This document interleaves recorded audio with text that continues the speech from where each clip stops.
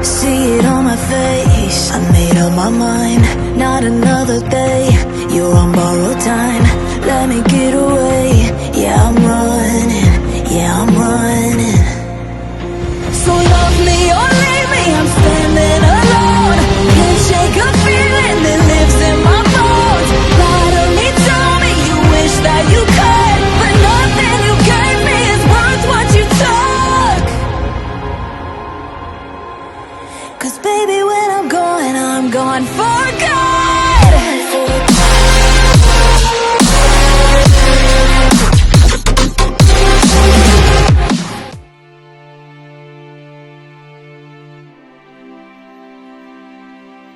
Melanjutkan dari kisah sebelumnya. Pada saat ini Putri Rasman Guanlinghu menatap Xiaoyan lalu berkata dengan lembut, "Tuan, lebih baik kau jangan pergi ke sana. Tempat itu sangat berbahaya. Siapapun yang masuk seringkali tidak pernah kembali. Sangat tidak baik bila pergi untuk mencari maut." Namun setelah beberapa saat, dia menunjukkan raut keraguan. "Kalau Tuan tetap bersikeras, aku bisa membuka jalan menuju tempat rahasia itu untukmu. Memasukinya memang mudah, namun untuk keluar sangat sulit. Apa Tuan benar-benar ingin melanjutkannya?" ucap putri itu dengan suara yang merdu. Pada saat ini Putri Rasman Guanlinghu melangkah bersama rombongannya yang bersayap. Sayap-sayap itu berdesir halus ketika dia berjalan, dengan tatapan yang serius, seolah menunjukkan kekhawatiran yang tulus. Xiaoyan hanya menggelengkan kepalanya pelan dan mulai ragu di dalam hatinya. Apakah benar Raja Tianzang memang masuk ke dalam tempat yang disebut sebagai misteri tersembunyi seperti yang dikatakan oleh Putri Rasman Guanlinghu ini? Jika benar seperti itu, mungkin memang ada kebenarannya. Dia merapikan jubahnya seakan sudah bersiap untuk berbalik pergi. Namun tepat saat Xiaoyan hendak berbalik, mata Putri Linhu menampakkan sedikit kegelisahan. Dia tidak menyangka Xiaoyan benar-benar akan pergi begitu saja. "Tuan, tunggu dulu. Sebenarnya hamba memiliki sebuah pusaka namanya Pecahan Alam Nol. Jika di dalam sana Tuan menghadapi bahaya mematikan, cukup hancurkan benda ini, maka bisa langsung keluar darinya." Saat berikutnya di telapak tangan Putri Linhu muncul cahaya terang. Sebuah kristal sebesar telapak tangan perlahan terbentuk memancarkan kilau lembut seperti permukaan cermin. Dia segera menyerahkannya kepada Xiaoyan. Xiaoyan menoleh dan matanya menatap Putri Linhu dengan tajam. Wajahnya tampak tenang, tak ada tanda kebohongan atau keraguan sedikit pun. Namun benarkah dia berkata jujur? Jika pecahan alam nol ini benar-benar bekerja, maka tidak akan ada masalah. Tetapi bila ini hanya jebakan, tujuannya pasti adalah untuk mendorong Xiaoyan masuk ke misteri tersembunyi itu. Saat berada di dalam, siapa yang bisa menjamin benda ini masih berguna? Misteri tersembunyi itu ada di mana? Tanya Xiaoyan lagi. Dia sebenarnya hanya berpura-pura ingin pergi sekedar menguji niat Putri Linhu. Namun dari sikapnya, jelas sekali kalau misteri tersembunyi itu bukan tempat biasa dan di dalamnya pasti ada bahaya besar. "Jika Tuan sudah bertekad pergi, silakan ikut denganku." Tubuh anggun Putri Linhu bergerak dengan langkah gemulai. Pinggangnya yang ramping seakan menari. Dia menuntun Xiaoyan melewati beberapa gua hingga sampai di sebuah tempat rahasia yang sunyi. Tempat itu berada jauh di dalam bumi, dikelilingi bebatuan yang bisa membatasi kekuatan jiwa. Sepertinya tempat ini memang dirancang agar para ahli jiwa dari luar tidak bisa sembarangan masuk. Tetapi bagi ras Linhu, mereka memiliki cara untuk menembusnya. Di sana berdiri sebuah cermin raksasa dari kristal. Tingginya mencapai ratusan kaki. Begitu Putri Linhu tiba, sekawanan cahaya berbentuk ikan kecil berterbangan di sekeliling. Itu tampak indah dan menggemaskan. Tuan benar-benar sudah memutuskan untuk masuk ke misteri tersembunyi. Putri Linhu kembali menanyakan pendapat Xiaoyan. Segera Xiaoyan mengangguk. Namun tatapannya terus mengamati wajah Putri Linhu, bukan karena kecantikannya, melainkan untuk menangkap perubahan ekspresi sekecil apapun. Dia hampir yakin di dalam misteri tersembunyi itu memang ada sesuatu. Bahkan mungkin Raja Tianzang benar-benar ada di sana. Demi rasa penasaran juga demi hutang budi masa lalu, Xiaoyan tidak punya pilihan lain. Jika ini ternyata jebakan ras Linhu, maka tidak peduli apapun alasannya, dia tidak akan segan untuk membasmi seluruh ras itu. Baiklah, ayo kita mulai. Xiaoyan mengangguk tak ingin berbasa basi lagi. Bagaimanapun, misteri itu hanya bisa dipastikan setelah dia masuk ke dalamnya. Saat berikutnya Putri Linhu menarik nafas panjang tampak benar-benar khawatir. Tetapi dalam pandangan Xiaoyan, kekhawatiran itu terasa berlebihan. Bagaimanapun mereka tidak punya hubungan. Jadi mengapa dia harus peduli? Dengan gerakan halus, Putri Linhu membuat sebuah segel. Segel itu melayang dan menempel pada permukaan cermin kristal raksasa itu. Seketika permukaannya beriak halus. Begitu permukaan kristal itu terkena cahaya, terbentuklah sebuah pusaran hitam layaknya cermin misterius. Xiaoyan segera menyapu dengan kekuatan jiwanya, dan dapat dipastikan bahwa di sana memang terbuka sebuah jalur. Namun dia tidak bisa memastikan kemana ruang itu akan membawanya. Sebelum pergi, Xiaoyan berbalik lalu membungkuk sopan kepada Putri Linhu. Terima kasih Putri Linhu. Jika aku berhasil menemukan orang yang aku cari, aku pasti akan kembali dan mengucapkan terima kasih, ucap Xiaoyan dengan serius. Putri Linhu hanya mengangguk pelan di wajahnya. Selain rasa khawatir, juga tampak terselip perasaan enggan berpisah. Baiklah, ayo pergi, ucap Xiaoyan. Begitu dia selesai berbicara, tubuhnya segera bergerak dan melompat masuk ke dalam pusaran kristal itu. Seketika sosoknya menghilang. Longyan juga langsung mengikuti dari belakangnya. Setelah mereka masuk, pusaran itu pun lenyap dan kembali menjadi permukaan cermin yang tenang. Tak lama kemudian terdengar tawa tajam yang menusuk telinga. Bahkan Putri Linhu sendiri ikut tertawa terbahak-bahak. Raut wajah cantiknya perlahan berubah menjadi seekor rubah. Matanya menyipit dan senyumannya melengkung licin. Dengan begini, rencana 100 tahun ras Linhu-ku akhirnya selesai. Setelah masuk ke dalam sana, adakah manusia yang bisa keluar hidup-hidup? Hahaha, si bodoh itu seumur hidupnya tidak akan pernah bisa sempat kembali untuk berterima kasih. Tawa rubah itu bergema. Setelah itu Putri Linhu, atau lebih tepatnya rubah itu, menyimpan kembali senyumannya, menggenggam payung putih di tangannya, lalu melenggang pergi dengan pinggang bergoyang perlahan. Di sisi lain, setelah melewati kegelapan singkat, cahaya mulai muncul. Xiaoyan dan Longyan akhirnya menembus masuk ke sebuah ruang baru. Begitu keluar, Xiaoyan langsung mengerutkan keningnya. Tempat mereka berada ternyata adalah langit di atas sebuah kota besar. Di atas dia bisa melihat pergerakan manusia di jalanan dan semuanya adalah manusia fana. Ini semua orang di sini manusia, gumam Xiaoyan. Namun sesaat kemudian keningnya semakin berkerut. Semakin lama keadaan ini tampaknya semakin mencurigakan. Sejak awal, ras Linhu yang menuntun kita masuk ke tempat ini. Mustahil tempat ini adalah pusat perkumpulan manusia di dunia Sanhai. Xiaoyan bergumam dan pikirannya terus berputar. Di tempat ini jumlah ahli sejati tidaklah banyak. Bahkan keberadaan tingkat keabadian sangat jarang. Kebanyakan hanyalah manusia fana yang tidak pernah berlatih kekuatan. Mereka hidup tenang di kota ini, layaknya rakyat biasa dengan rajanya sendiri. Xiaoyan dan Longyan segera menyebarkan kekuatan jiwa mereka melakukan pencarian di seluruh ruang ini. Namun selain beberapa manusia yang sedikit berlatih, sama sekali tidak ada jejak Raja Tianzang. Bagi manusia fana, ruang ini terasa tak berujung. Mungkin seumur hidup pun tidak bisa menjelajahinya. Namun bagi Xiaoyan, cukup dengan satu batang dupa dia sudah bisa menjelajahi seluruh ruang ini. Akhirnya dia tiba di sebuah kota raksasa yang menampung hampir 1 juta manusia. Longyan sendiri bergerak menuju istana kerajaan kota. Saat dia muncul, para penjaga istana langsung mencoba menghadang. Namun Xiaoyan hanya menatap tanpa menggerakkan tubuhnya sedikit pun. Seketika semua orang di sana seolah membeku di tempat. Pandangannya lalu terarah pada sosok yang duduk di atas singgasana.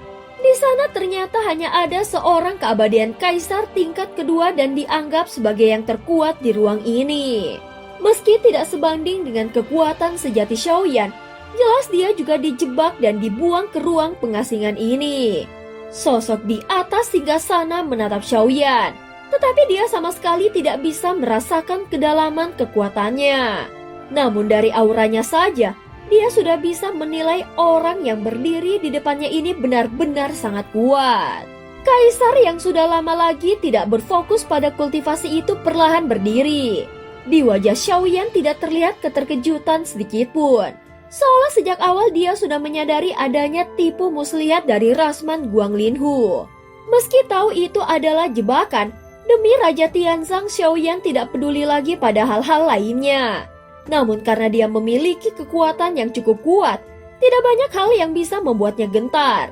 Kemudian dia bertanya dengan nada serius. Aku ingin menanyakan tentang seseorang. Orang ini sangat menyukai minum arak.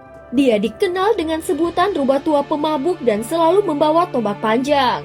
Apakah saudara pernah melihatnya? Tanya Xiaoyan. Bagi Xiaoyan tidak penting tempat ini berada di mana. Yang lebih penting adalah kabar tentang Raja Tianzang. Kaisar itu pun berpikir sejenak sebelum menjawab. Kalau yang kau maksud adalah saudara Tianzang, sepertinya itu memang benar. Mendengar nama Tianzang, mata Xiaoyan langsung berkilat tajam. Tidak peduli tempat ini bagaimana, yang jelas dia memang sedang mengejar jejak Raja Tianzang. Dan kini sepertinya sudah menemukan sedikit petunjuk. Kalau begitu, apa saudara tahu di mana dia sekarang berada? Xiaoyan mendesak yakin bahwa informasi tentang Raja Tianzang tersembunyi di sini. Namun kaisar itu hanya menghela nafas panjang. Dia sama saja dengan yang lain. Begitu sampai di sini, hampir semua orang bernasib sama. Wajah kaisar menjadi suram dan Xiaoyan menatapnya dengan serius. Kalau begitu, jelaskan padaku dengan jelas. Apa sebenarnya yang terjadi di tempat yang kalian sebut sebagai dimensi tersembunyi ini? Setelah menghela nafas, kaisar itu segera menjawabnya dengan getir. Nama dimensi tersembunyi terdengar megah, tetapi kenyataannya, tempat ini sepenuhnya berada di bawah kendali ras binatang dunia Sanhai. Singkatnya, tempat ini hanyalah sebuah kandang untuk membesarkan manusia. Bagi mereka manusia tidak lebih dari makanan lezat yang sangat menggugah selera. Xiaoyan terdiam menatap tajam pada kaisar itu. Pantas saja jumlah kultivator di sini begitu sedikit. Lalu bagaimana kau bisa bertahan hidup sampai sekarang? Setelah diam beberapa saat, kaisar itu menghela nafas berat. Aku hanya bisa bertahan dengan cara melayani para monster tua itu. Kami manusia dipaksa menjadi budak membentuk sebuah organisasi yang disebut Negara Gigi. Tugasnya hanya satu, menyediakan cukup banyak manusia sebagai makanan. Kalau bukan begitu, aku pun sudah lama menjadi santapan mereka. Bahkan para ahli pun terpaksa tunduk demi bertahan hidup. Negara Gigi membiarkan orang biasa beranak pinak. Tetapi pada akhirnya nyawa mereka dikorbankan agar para monster tua itu bisa terus makan dan kami bisa hidup lebih lama. Mendengar itu wajah Xiaoyan semakin dingin. Jadi makanan? Apakah artinya di seluruh dunia Sanhai ini tidak ada lagi tempat yang dikuasai oleh manusia? Sejak masuk ke tempat ini dia memang sudah merasakan ada yang tidak beres. Namun tak pernah terfikir olehnya bahwa di seluruh dunia Sanhai bahkan satu tempat pun tidak tersisa untuk manusia. Kaisar itu kembali menghela nafas panjang. Benar, kami memang lahir dan besar di dunia Sanhai. Tetapi sejak ribuan tahun yang lalu, terjadi sebuah bencana. Sejak saat itu hampir seluruh umat manusia dimusnahkan, dibantai dan dijadikan santapan. Mata kaisar tampak hampa seolah cahaya harapannya sudah padam. Namun Xiaoyan menatapnya dengan dingin. Kalau begitu, kapan mereka datang untuk memakan manusia? Dunia Sanhai ternyata begitu kejam, menjadikan manusia sebagai santapan. Mereka pasti bukan berasal dari dunia ini kan? Tanya Xiaoyan. Kaisar itu langsung mengangguk pelan. Iya, mereka berasal dari dunia lain. Dunia milik ras binatang buas ilahi. Bagi mereka, Memakan manusia adalah hal wajar dan merupakan sebuah naluri yang tidak bisa dihindari. Jika kau berada di dunia di mana manusia adalah penguasa, kau pun akan melihat bahwa manusia menjadikan binatang buas ilahi sebagai makanan. Bukankah sama saja? Mendengar ini Xiaoyan terdiam dan merenung. Dari sudut pandang manusia, mereka jelas sangat kejam. Tetapi dari sudut pandang binatang buas ilahi, bukankah manusia juga sama? Setelah terdiam sejenak, kaisar itu melanjutkan dengan suara getir. Apakah aku membenci mereka? Tentu saja. Namun dalam pandangan mereka, kami manusia hanyalah semut.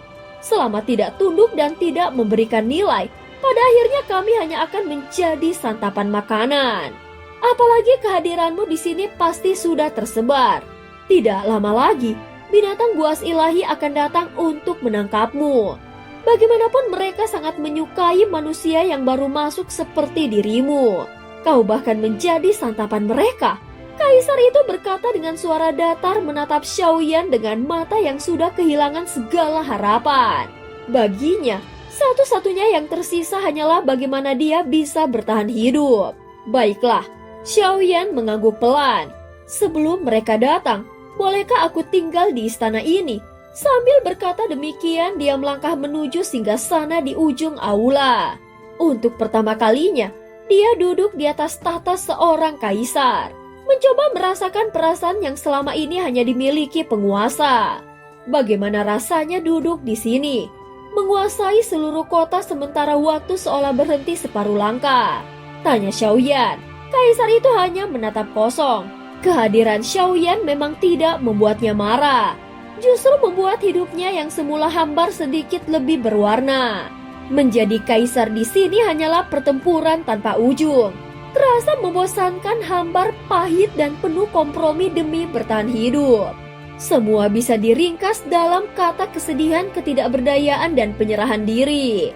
Kalau suatu hari kau bisa pergi dari sini, apa yang akan kau pilih? Xiaoyan kembali bertanya. Itu mustahil. Tak seorang pun bisa keluar dari tempat ini. Kita semua hanyalah makanan. Kau tahu berapa banyak orang yang sudah berkata begitu kepadaku? Ada lebih dari 100. Kaisar langsung menggelengkan kepalanya. Lalu apa kau tidak pernah memikirkan jalan keluar? Desak Xiaoyan sekali lagi. Mendengar ini Kaisar terdiam. Tatapannya menjadi kosong. Namun saat melihat kesungguhan Xiaoyan, dia sempat tertegun.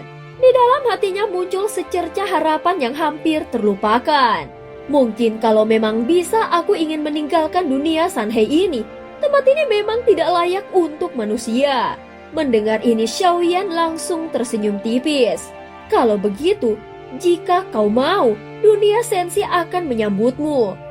Di sana kau tidak perlu lagi menyembunyikan kekuatanmu. Ucapan itu membuat sorot mata Kaisar seketika berubah tajam.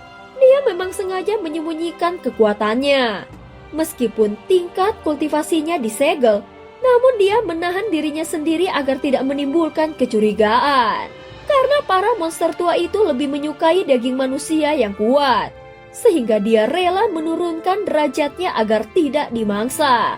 Namun satu hal yang tidak bisa dia sembunyikan, aura bawaan seorang penguasa.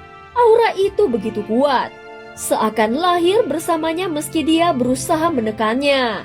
Saat melihat ekspresinya, Xiaoyan tersenyum ringan. Dari auramu, aku bisa merasakan kau dulunya pasti seorang ahli yang luar biasa. Kaisar itu terdiam lalu tertawa getir.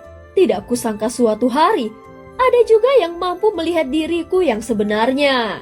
Apa yang kau katakan memang benar. Aku dulunya dikenal dengan nama Yuan Cue Xuanwang.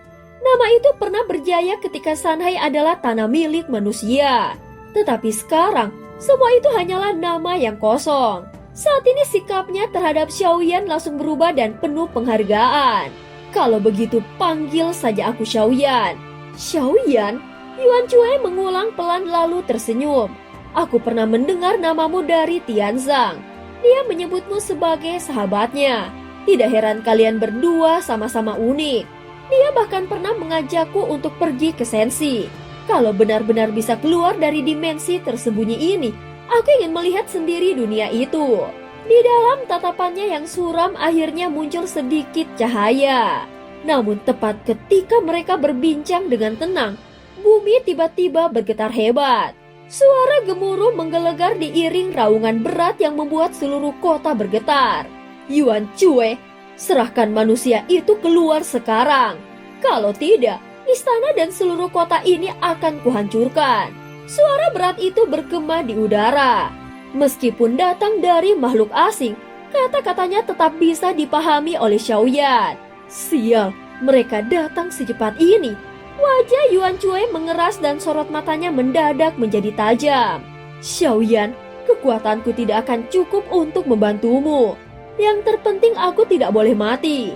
Aku harus bertahan demi melindungi rakyatku. Ucap Yuan Cui menghela nafas panjang lalu tubuhnya perlahan berguncang dan hampir terjatuh. Dan cerita pun berakhir.